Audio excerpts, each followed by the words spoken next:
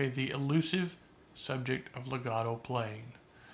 All right, I've done a whole clinic on this before, but I'm going to try to condense it into about 5 minutes.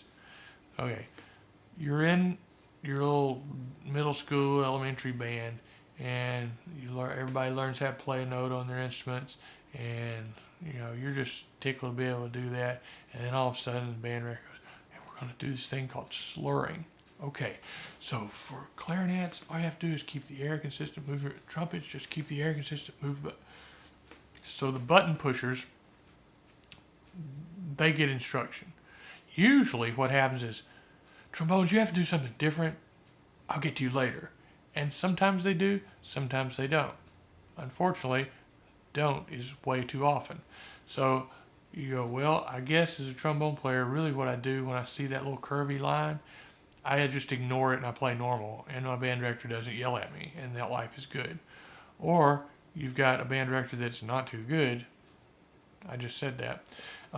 And they let you just smear all over the place, and that's not good either. So what is legato? Legato is smooth. It's what we have to do as trombone players when we don't have a natural slur. On that slide technique exercise, if I've got notes that the pitches go up and the slide goes out, natural slur, and vice versa. If the slide's coming in, the notes go down, I can play natural slurs.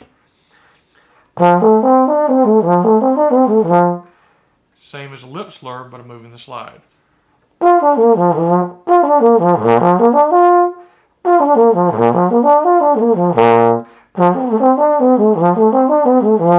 Sorry for my fluffs in there.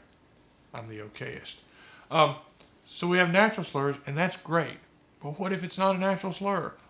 Well, hopefully, you've got some type of instruction, even though it might not be really clear on this concept. This thing says match tongue and slurred notes, and it looks like it's written in manuscript also. That's what we used to do before the age of computers. So first thing on this is to play it without any articulation at all. None.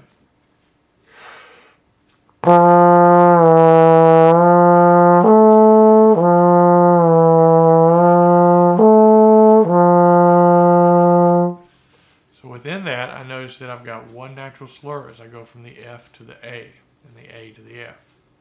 Okay, so that's great. But I've got those other notes in there, the F and the E. I got to do something or I get a smear. But again, I don't want to deal with the articulation yet. I just want to get it where that air is consistent. If the air is consistent, then it makes things easier. So again, go through these things slowly, trying to make them sound so smooth that it really doesn't sound like a smear.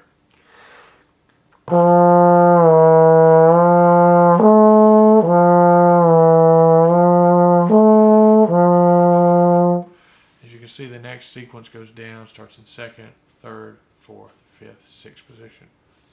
And the next one is the same type thing, but it has 3 positions in that sequence. So I get that to where I'm not using any tongue, but it is sort of a glissando. But think about if someone was singing those notes, they wouldn't stop the air in between the notes and go, no. So that's going to be a continuous airflow. Same thing here. Okay? So I've got that to where I'm not breaking the airstream, and all that's good. So thing next, I want to experiment, and everybody's a little bit different, but basically you want to use a syllable like you're saying do or D, anything that starts with the letter D.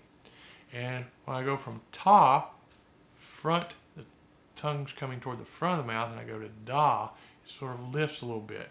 And again, you've got to experiment and figure out, well, where does it sound the smoothest for me?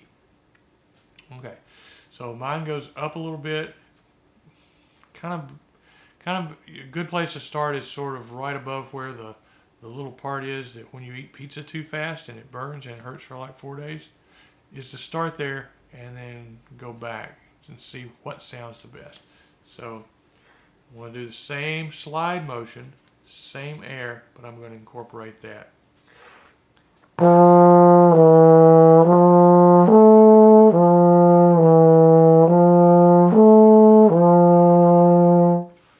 Okay, and you'll hear different schools of thought. Some people go, well, I don't want to do natural slurs because they sound different than the other ones.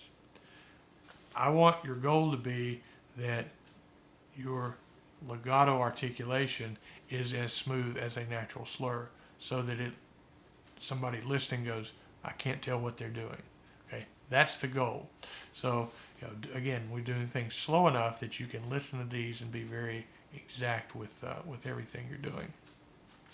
Okay, so that's legato articulation in a nutshell.